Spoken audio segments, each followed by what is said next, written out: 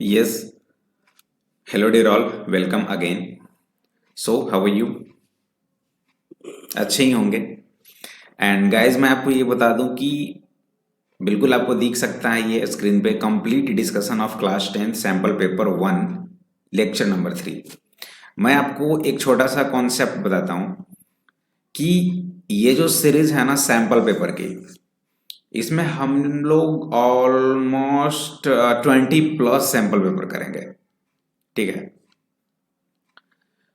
हर बार अलग अलग होगा। Each and every sample papers minimum 2 और मैक्सिमम 3 लेक्चर्स होंगे।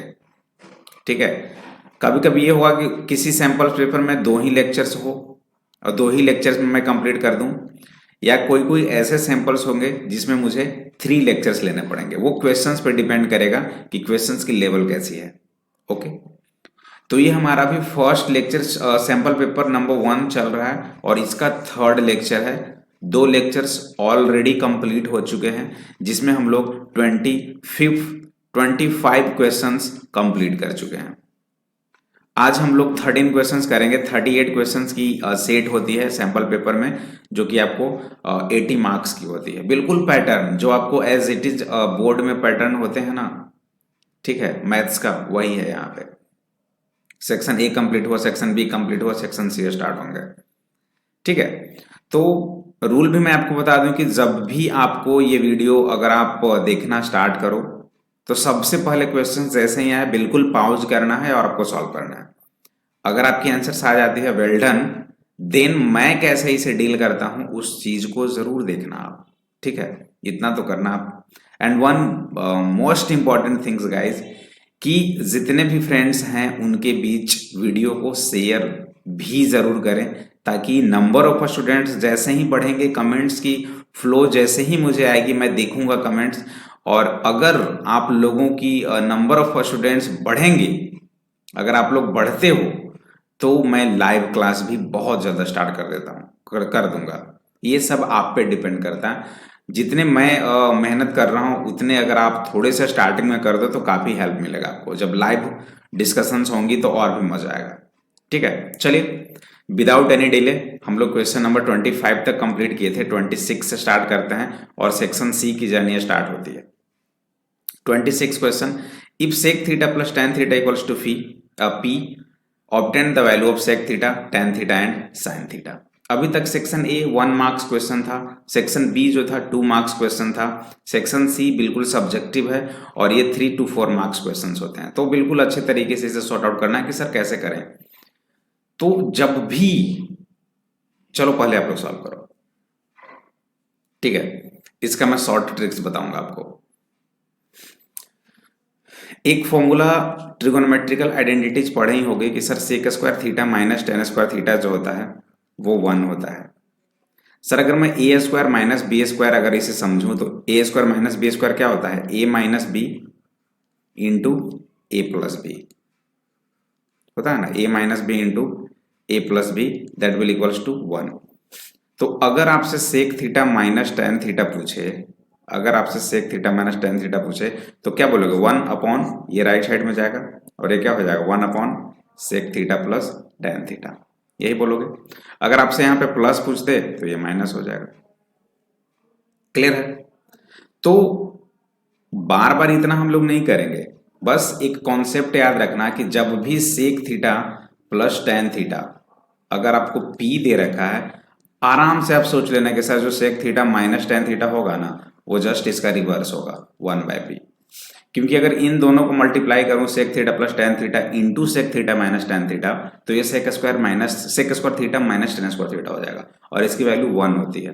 राइट साइड में अगर हम लोग पी इंटू 1/p करें तो ये भी 1 आएगा।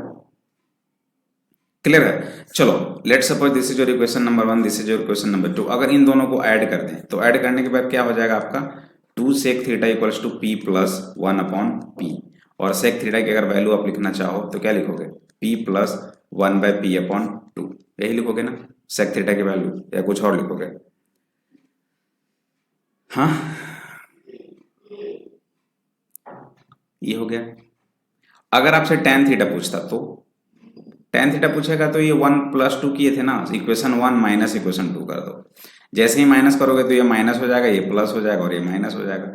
सेक थीटा इस पर कैंसिल होगा तो 2 tan थीटा इक्वल्स टू क्या हो जाएगा, p माइनस 1/p, यही होगा ना। और यहाँ से अगर tan थीटा निकालोगे तो क्या हो जाएगा, p minus 1/p divide by 2। इसे तो आप वाकई सॉल्व कर ही सकते हो, ठीक है, क्लियर है। अब बोलोगे सर सेक थीटा और tan थीटा तो आ गया, बट सर sin थीटा फिर कैसे निकालेंगे। तो ठीक है ना भाई, tan थीटा को आप क्या लिखता हो, sin theta upon cos theta लिखते हो क्या। हाँ मैं लिखता हूँ। तो sin थीटा को अगर हम लोग लिखे तो क्या लिखेंगे, sin theta equals to tan theta into cos theta, लिखेंगे कि नहीं, tan theta into cos theta. और इसे ऐसे लिख दें क्या, tan थीटा, और ये जो cos थीटा है इसे हम लोग 1/sec थीटा भी तो लिख सकते हैं, तो 1/sec थीटा, यानी जो आपकी sin थीटा होगी वो क्या हो जाएगी, tan theta by sec theta. tan theta आप निकाल चुके हो, sec थीटा निकाल चुके हो, दोनों को डिवाइड करो आपकी आंसर आ जाएगी। ये प्रोसेस है। प्रोसेस वो था, ट्रिकली हम लोग वही किए कि sec थीटा tan थीटा अगर p है तो sec theta minus tan theta 1/p होगा, वहां से हम लोग डील कर लिए। बाकी इसे सॉल्व करना आपका काम है। अगर लाइन बाय लाइन सॉल्व करते रहे तो मालूम चला कि एक ही सैंपल पेपर में 4 लेक्चर्स हो गए। तो जितना हिंट्स दिया जा रहा है उसके आगे आप प्रोसीड कर सकते हो। Okay, next.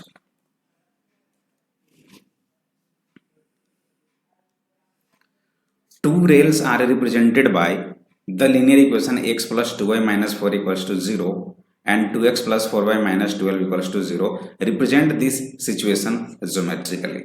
देखो आपको क्वेश्चंस हर सेक्टर से मिलेंगे, कोई एक पार्टिकुलर चैप्टर की यहाँ पर डिस्कशंस नहीं हो रही है, कंप्लीट मैथ की डिस्कशंस हो रही है, ठीक है।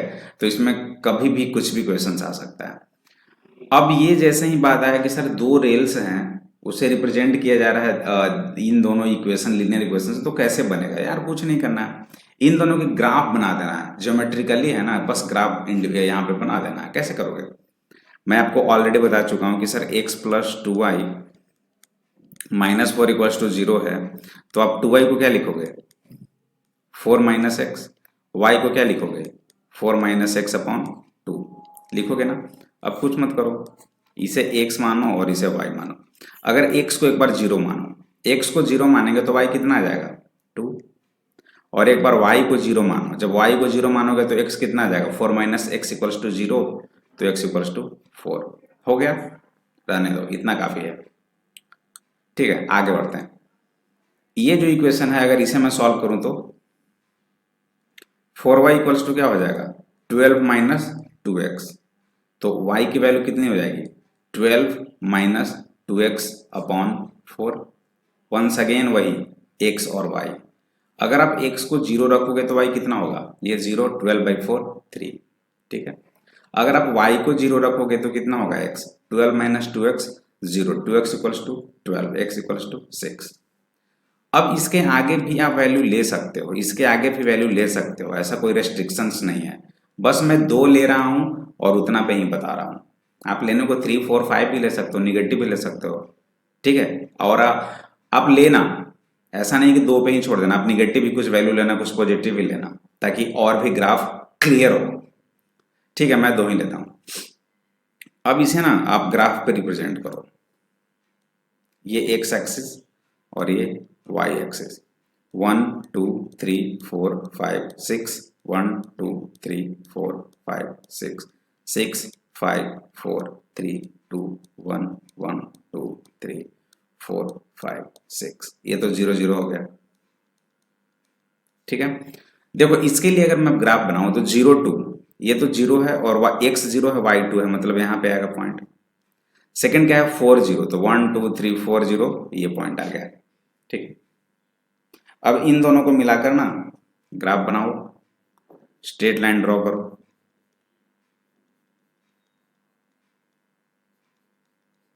बिल्कुल स्ट्रेट लाइन। और ये जो स्ट्रेट लाइन बना है किसका इक्वेशन है, x plus 2y minus 4 equals to 0, ठीक है। अब हम लोग सेकंड वाले को बनाते हैं।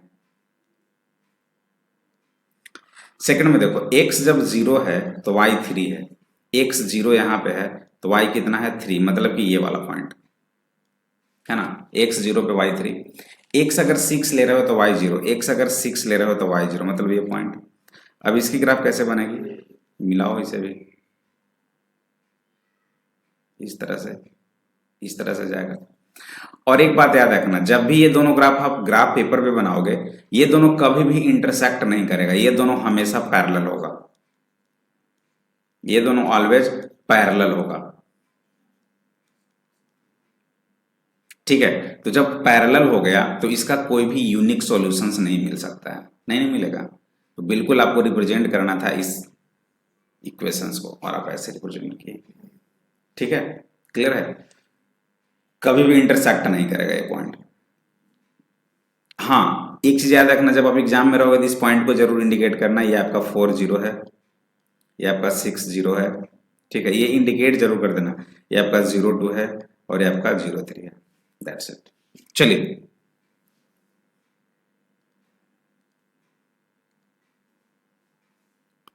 ये तो बहुत इजी है। Find LCM and HCF of 404 and 96 and verify LCM into HCF equals to product of the two number. ये तो बहुत इजी क्वेश्चन है। जैसे मैं 404 और 96 इसका एलसीएम निकालूं तो 404 का फैक्टर क्या होगा बताओ। 404 का फैक्टर 101 इंटू 4 यानी कि 2 इंटू 2 इंटू 101। 96 का फैक्टर क्या हो जाएगा, 2 2 जा 4, 4 2 जा 8, 8 2 जा 16, 16 2 जा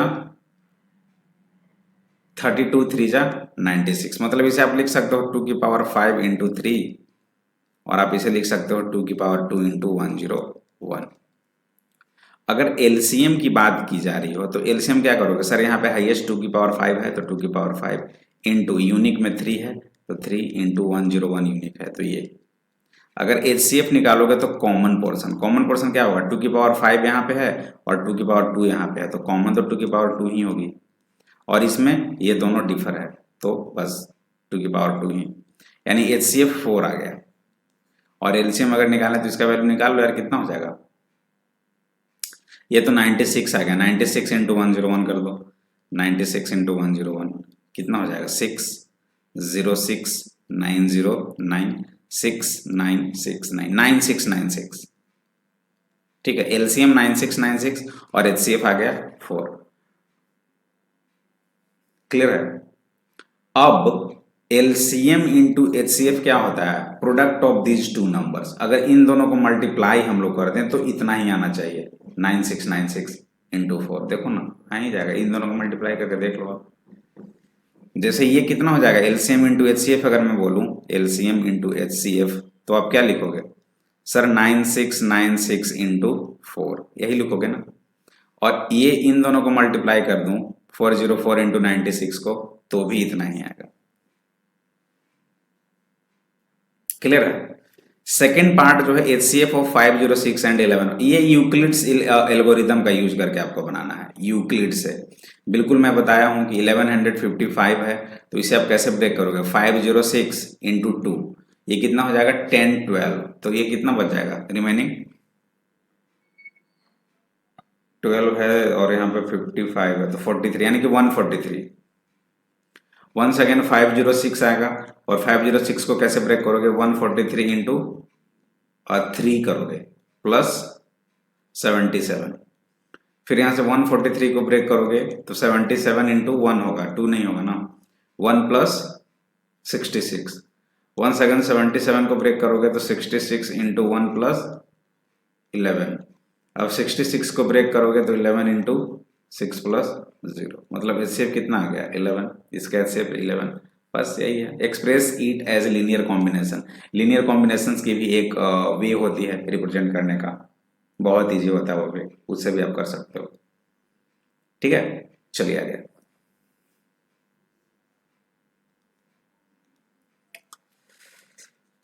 इन फिगर बीडी परपेंडिकुलर एसी, मतलब ये भी 90 डिग्री हो जाएगा। सीई परपेंडिकुलर ए बी, मतलब ये भी 90 डिग्री हो जाएगा। प्रूफ करना है ये दोनों, भाई फटाफट थोड़े करो स्पीड में। अब देखो जब भी प्रूफ ये दोनों करना है तो इन्हीं दोनों को टारगेट करो, जैसे एईसी ट्रायंगल और दूसरा ट्रायंगल ADB को लो, इन्हीं दोनों को ट्रायंगल करो। देखो इन्हीं में टारगेट क्यों, AEC मतलब कि AEC ये वाला ट्रायंगल। अच्छा AEC में आप बोल सकते हो sir AEC equals to 90 degree है कि नहीं है? अब इसमें देखो ADB में ADB, हाँ तो ADB भी बोलोगे सर ये भी 90 डिग्री है। क्लियर? अब ये वाला एंगल दोनों ट्रायंगल में है। अगर CAE में देखें और ADB में देखें तो angle A common in both triangle AEC and triangle ADB, मतलब ये दोनों में इक्वल है, ये 90 डिग्री है। तो भाई आप बोल सकते हो by AA similarity, angle angle similarity, by angle angle similarity both triangle AEC and ADB are congruent. तो AEC और ADB ये दोनों ट्रायंगल क्या होंगे? कॉन्ग्रुएंट होंगे। और जब कॉन्ग्रुएंट होंगे तो आप आराम से लिख सकते हो AE upon AD equals to EC upon DB equals to AC upon AD। आप तो ये आराम से लिख सकते हो। कोरेस्पॉन्डिंग साइड्स ऑल्सो इक्वल्स, तो ये तो हो गया भाई सिमिलर। सेकंड देखो CA अपॉन AB, मतलब कि CA अपॉन AB, CA, अरे यार यहाँ पे AB होगा, ठीक है। CA अपॉन से AB equals to CE upon DB, देखो ये भी हो गया प्रूफ। इससे आप बोलोगे सर ये दूसरे वाला प्रूफ हो गया, जब दो ट्रायंगल सिमिलर हो गया तो। क्लियर है? चलिए 30,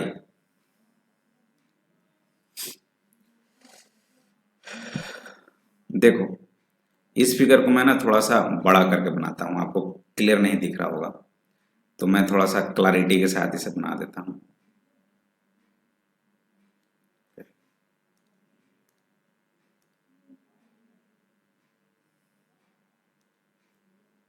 ठीक है, देखो ये बड़ा वाला सर्कल हो गया और इसी में एक सर्कल ये है छोटा, और यहाँ पे जो पॉइंट है ना ये इसे ऐसे मैच कर रहा है, ये इस तरह से, ये इसे मैच कर रहा है इस तरह से, और यहाँ से एक यहाँ लाइन आया है और एक लाइन यहाँ से यहाँ आया है, ठीक है, और ये ऐसे है और ऐसे है, ठीक है।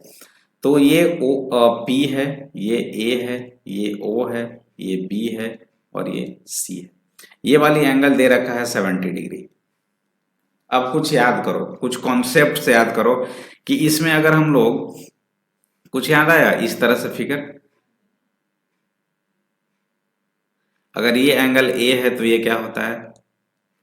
कुछ याद आ रहा है? बताओ एनीवन, फटाफट।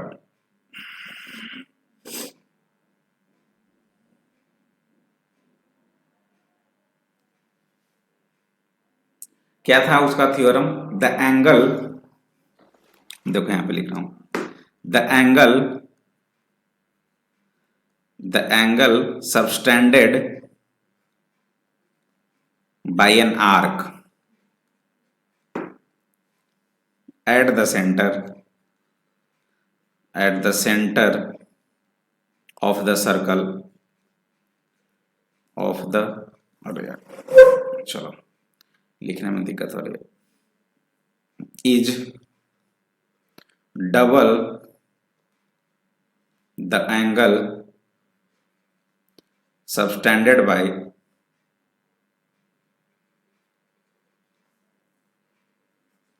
the arc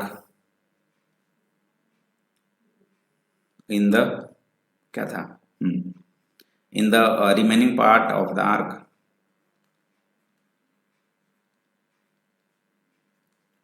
सर्कल लिखो कोई दिक्कत, ठीक है।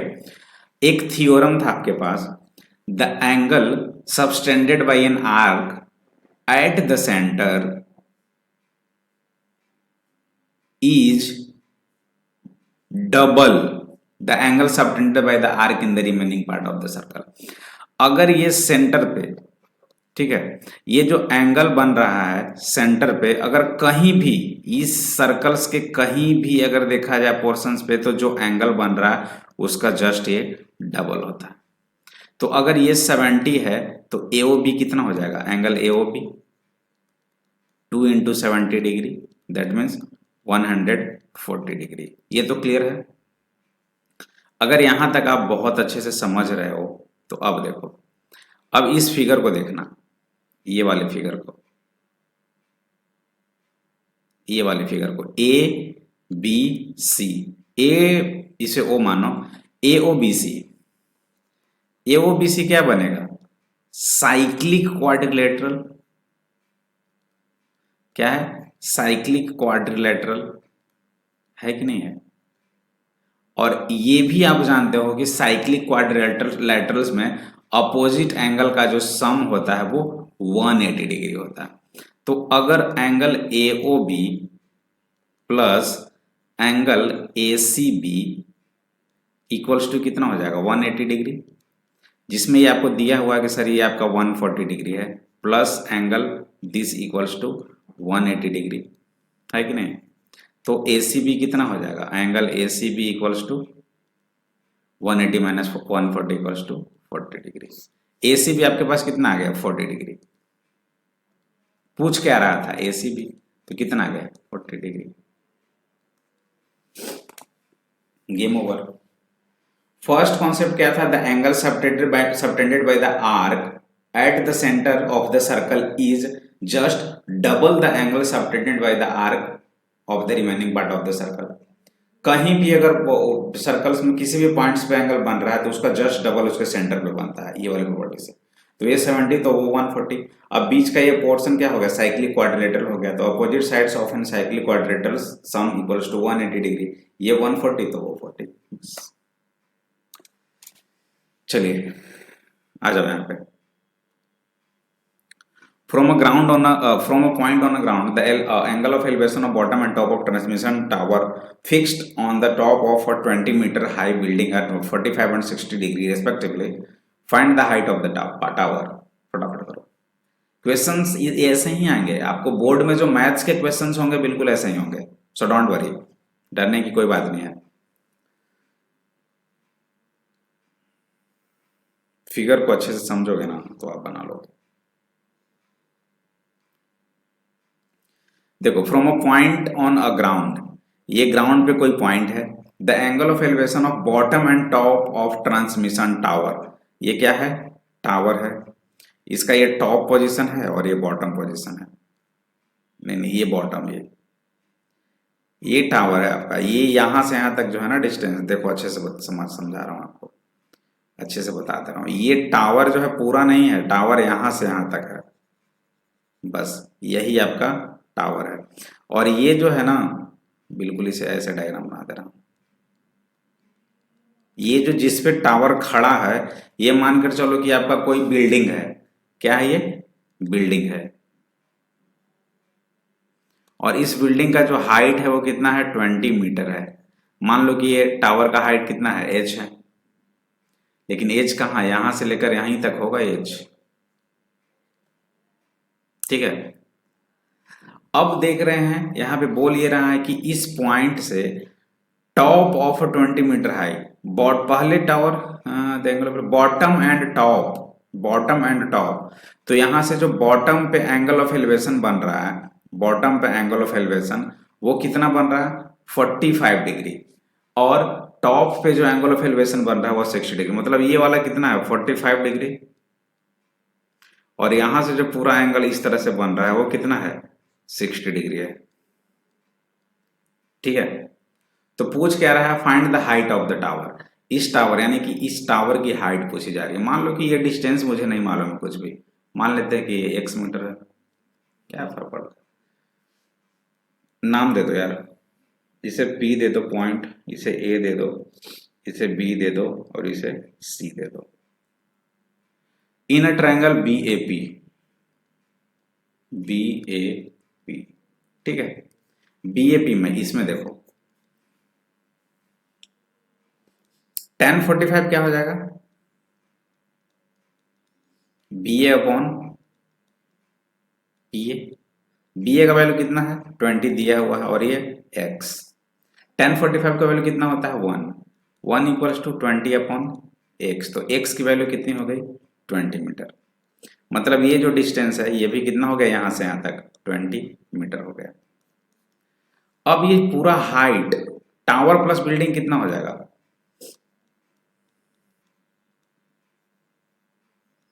टावर प्लस बिल्डिंग, ये टावर को हमने एच माना है और ये बिल्डिंग 20 है तो एच प्लस 20 हो गया। और यही डिस्टेंस क्या है ए सी, यही है ना ए सी।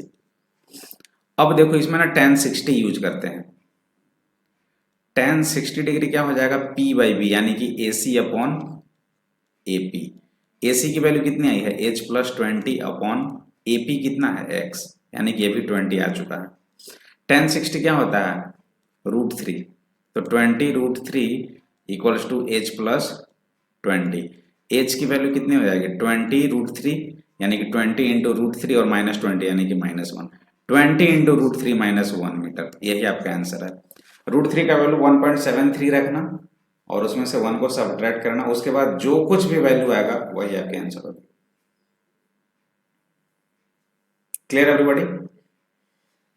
चलिए क्लियर है तो फटाफट इस पे आ जाओ 32 पे। If -5 is a root of the quadratic equation this and the quadratic equations this has equal roots then find the value of pk। इसका रूट्स -5 है तो x के जगह पर -5 रखो, -5 का स्क्वायर 25, 25 टू जा 50, ये कितना हो जाएगा -5, तो -5p प्लस 15 इक्वल्स टू 0, तो यहाँ से 65 इक्वल्स टू 5p, तो p इक्वल्स टू कितना आ जाएगा 13, p का वैल्यू कितना आ गया 13 आ गया। सही है क्या?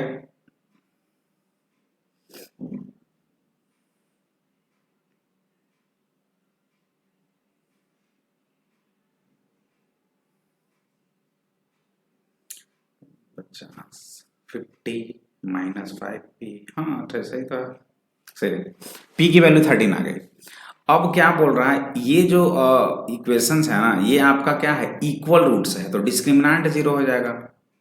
इक्वल रूट्स में क्या होता है डिस्क्रिमिनांट 0, तो डिस्क्रिमिनांट 0 का मतलब क्या हो गया, आप यहां से क्या करोगे फिर डिस्क्रिमिनांट 0 का मतलब, इसे ब्रेक करूं तो P x square plus P x plus के इक्वल्स टू 0। डिस्क्रिमिनांट क्या होता है बी स्क्वायर माइनस 4ac, ये वैल्यू कितना आ जाएगा p square -4 into a into c equals to 0।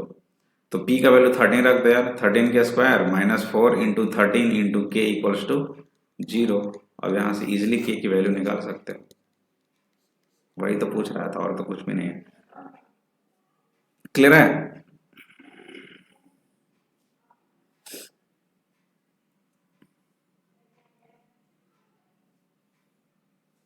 चलिए सेकंड में देखो, the length of the hypotenuse of right angle triangle, इसका मैं बस डायग्राम बताता हूं फटाफट कर लेना क्योंकि टाइम उतना नहीं है, थोड़े से फटाफट करना है।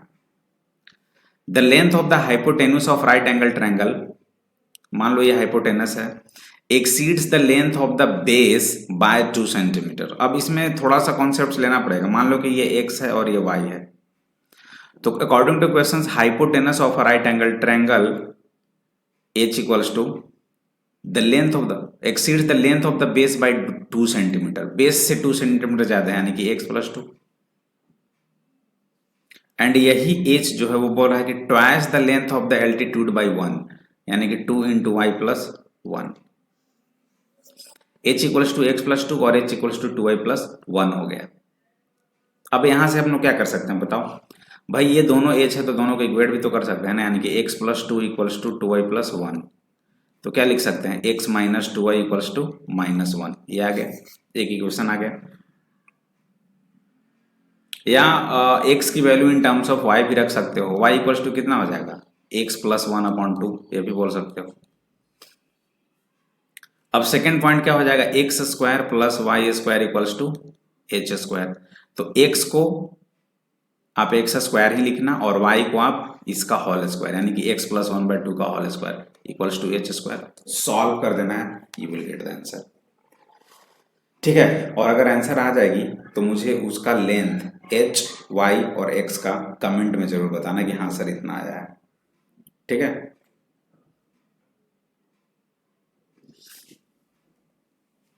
चलिए 33 in the given figure PA, QB, RC and SD all are perpendicular to a line L. AB equals to 6, ये डिस्टेंस 6 दिया हुआ है, BC जो है वो 9 दिया हुआ है और CD 12 दिया हुआ है। SP 36 है। टोटल कितना है यहां से यहां तक 36 है। ठीक है, तो PQ,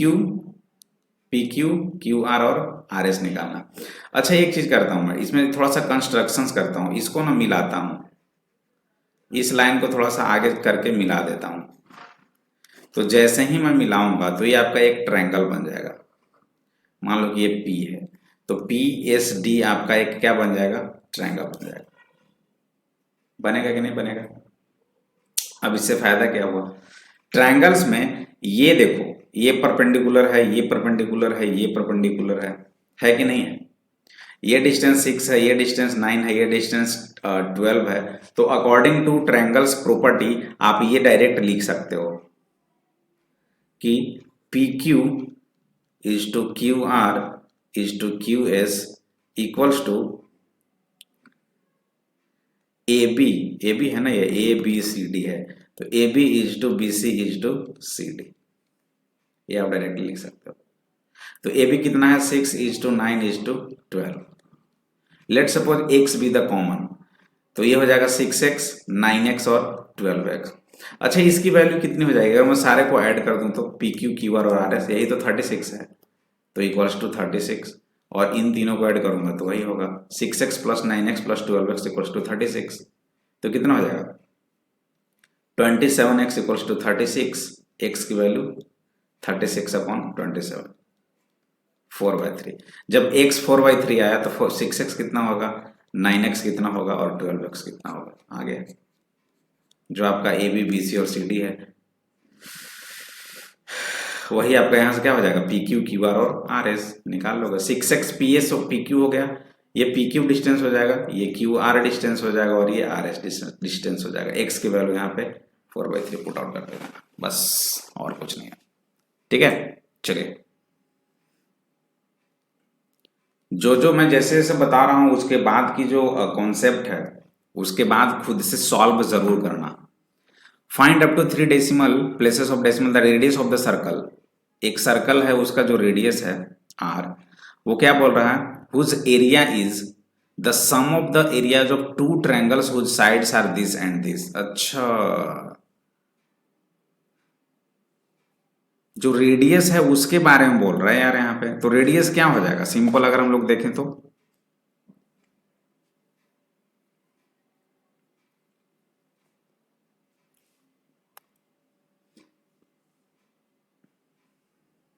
अच्छा radius of the circle whose area is, तो सर्कल का एरिया क्या होता है πr² equals to sum of the areas of 2 triangles. मान लो कि ये Δ1 ट्रायंगल और ये Δ2 ट्रायंगल का साइड है, तो इक्वल्स टू Δ1 प्लस Δ2 होगा। आपको निकालना है रेडियस, R निकालना है सर, कैसे निकलेगा। और ये कंडीशन है कि जो सर्कल का एरिया है वो इन दोनों ट्रायंगल्स का जो साइड्स है उसका जो एरिया बनेगा उन दोनों के सम के बराबर होगा। सिंपल है, यहां से एस की वैल्यू कितनी हो जाएगी, a plus b plus c by 2 यानी कि 35 प्लस 53 प्लस 66/2, वैल्यू कितना आ जाएगा, एस इक्वल्स टू 77 सेंटीमीटर मान लो। तो फिर एरिया कितना हो जाएगा, Δ1 अंडर रूट, याद करो Heron's formula, S into S minus A into S minus B into S minus C, यहां से फिर कर दो। एस कितना है 77 into 77 minus 35 into 77 minus 53 into 77 minus 66। ठीक है, जो भी वैल्यू आ जाएगा वो आपका Δ1 हो जाएगा। सिमिलर प्रोसेस से आप Δ2 की वैल्यू निकालोगे, और जैसे ही Δ1 और Δ2 आपकी आंसर आ जाएगी यहाँ पे ऐड करो, पाई की वैल्यू 22/7 रखना और यू विल गेट R। ठीक है, एक चीज और, ये क्वेश्चन सॉल्व करने के बाद मुझे आंसर जरूर बताओगे कमेंट में कि sir question number 34 answer is this. ठीक है, क्लियर है, चलो आगे। थोड़ा सा लेवल तो बढ़ रहा है, 34 का और सेक्शन डी आ गया, 4 नंबर का question. PQRS is a diameter, PQRS is a diameter of circle radius 6 centimetre. जब रेडियस 6 है तो डायमीटर कितना हो जाएगा, यानी कि PH डिस्टेंस कितना हो जाएगा, 12 सेंटीमीटर। जब सर्कल का रेडियस 6 है तो डायमीटर कितना हो जाएगा, PS 12 centimetre. Length PQ, QR and RS are equal, तीनों का तीनों इक्वल है, तो इक्वल कब हो जाएगा, 3 3 एंड 3, तभी तो 3 plus 3 plus sorry 4 4 and 4 4 4 and 4, तभी तो ये 3 पार्ट्स में डिवाइड करेंगे, यानी ये 4 यहां से यहां तक क्या हो जाएगा 4, यहां से यहां तक क्या हो जाएगा 4, और यहां से यहां तक क्या हो जाएगा 4। चलो, semi circle are drawn on PQ and QS diameter, find the perimeter and area of the circle. Perimeter क्या हो जाएगा, कंप्लीट सर्कल का पेरीमीटर, ये तो होता है 2 पाई r, 2 into pi into radius कितना था 6, आंसर हो जाएगा 12 पाई डायरेक्ट।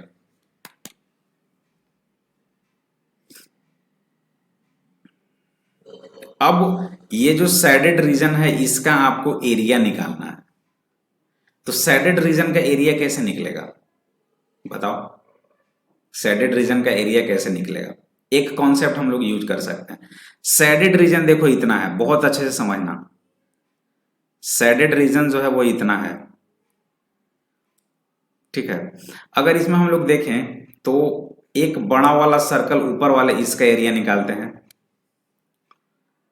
ये एरिया A1 निकालते हैं, फिर क्या करते हैं एक नीचे वाला जो एरिया बन रहा है इतना, इससे हम लोग निकालते हैं A2, और ये जो पोर्शन खाली जगह है ना, ये वाला, ये जो खाली जगह है इसे A3 मान लेते हैं और इसे सबट्रैक्ट कर देंगे, यानी कि A1 प्लस A2 और माइनस A3 करेंगे तो आपकी एरिया आ जाएगी। बोलोगे सर हाउ, A1 कैसे निकलेगा, A2 कैसे निकलेगा, A3 कैसे निकलेगा। सबसे बड़ी पॉइंट है कि सर A1 A2 A3 कैसे निकलेगा। तो A1 क्या है, एरिया ऑफ सर्कल, ये जो A1 है area of circle whose radius are 6 centimetre, मतलब ये पूरा जो है ये ऊपर का पोर्शन, इसमें तो रेडियस तो 6 ही सेंटीमीटर है ना, तो इसका एरिया क्या हो जाएगा पाई इंटू 6 इंटू 6, होगा कि नहीं होगा। एरिया और बाई 2 यार, पाई आर स्क्वायर बाई 2, नॉट यहाँ पे हम लोग पूरा ले ले रहे हैं, पाई आर स्क्वायर बाई 2 होता है ना, हाफ सर्कल है ना, तो पाई आर स्क्वायर बाई 2। अब ये जो पॉइंट है ये तो पूरा का पूरा डायमीटर 4 है, डायमीटर 4 है तो रेडियस 2 हो जाएगा, यानी कि पाई इंटू 2 इंटू 2 अपॉन 2, ये हो जाएगा। अब A3 कितना हो जाएगा, A3 हम लोग इसको मान रहे हैं यहां से यहां तक A3, इसका रेडियस कितना है 4 और 4 8, तो 8 का हाफ 4, तो पाई इंटू 4 अपॉन 2, बस this is your A1 plus A2 minus A3 कर देना है यहाँ पे, you will get the answer. करके दिखना, एरिया वही आ जाएगा। क्लियर है, चलिए आगे 35। ये स्टैटिस्टिक्स का प्रॉब्लम है और बहुत अच्छी प्रॉब्लम है।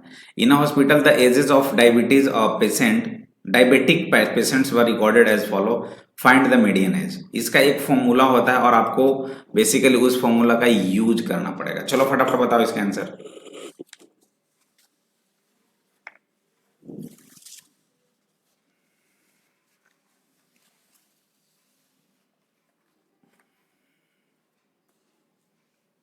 फास्ट, मान लेते हैं कि ये आपका क्लास इंटरवल है, class interval 0 to 15, 15 to 30, 30 to 45, 45 to 60 and 60 to 75। Number of patients को हम लोग मान लेते हैं कि ये फ्रीक्वेंसी रेंज है। क्या है ये, फ्रीक्वेंसी रेंज, यानी कि ये फ्रीक्वेंसी रेंज है, फ्रीक्वेंसी रेंज, इसे हम लोग FI से इंडिकेट करते हैं। अब इसकी जो गैपिंग है ना ये 5 है, ये हम लोग, इसके बाद एक टर्म होता है क्यूमुलेटिव फ्रीक्वेंसी, अगर पढ़े हो तो सही है, नहीं तो मैं एक लेक्चर स्टैटिस्टिक का बनाऊंगा, उसमें आपको अगर प्रॉब्लम होगी तो बताना मुझे। क्यूमुलेटिव फ्रीक्वेंसी इसका फर्स्ट 5 होगा, ये 5 प्लस 20 25, ये 20 प्लस 40 60, ये 40 प्लस 50 90 और ये 50 प्लस 25 75, ऐसे होगा।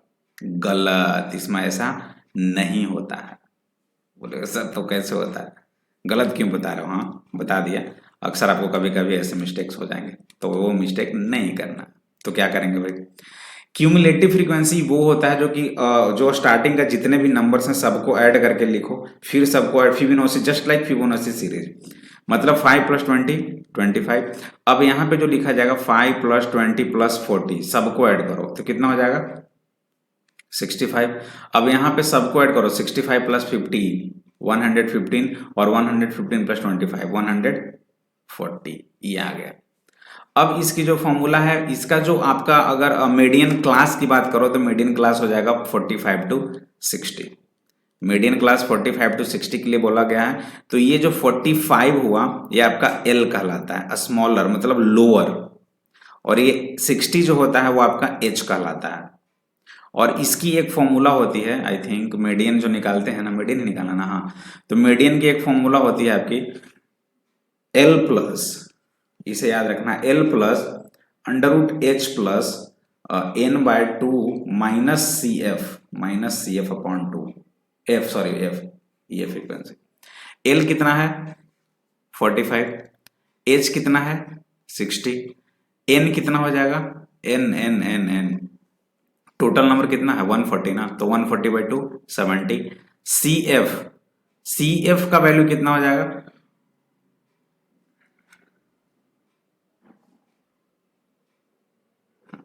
एफ कितना हो जाएगा, ये थोड़ा सा प्रॉब्लम वाली बात है कि सर सी एफ कितनी होगी और एफ कितनी होगी। हाँ, जो रेंज था वो 45 to 60 के बीच में था, यही था ना रेंज 45 to 60, तो ये जो 50 है ये आपका एफ हो जाएगा। और क्यूमुलेटिव फ्रीक्वेंसी कितना हो जाएगा, क्यूमुलेटिव इसके जस्ट पहले वाला 40 वाला यानी कि 65। ये थोड़े से कॉन्सेप्ट्स बहुत सारे बच्चों को समझ में नहीं आएगी, तो इस पे थोड़ा सा ट्राई करना आप, ठीक है। चलिए इसे करो,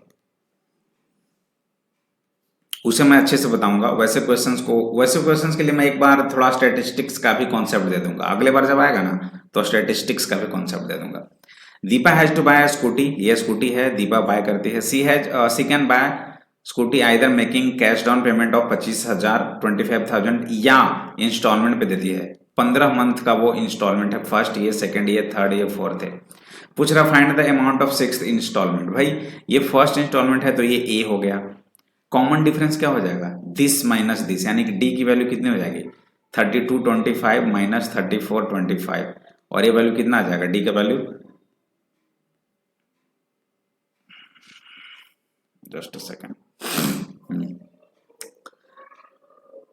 हाँ -200।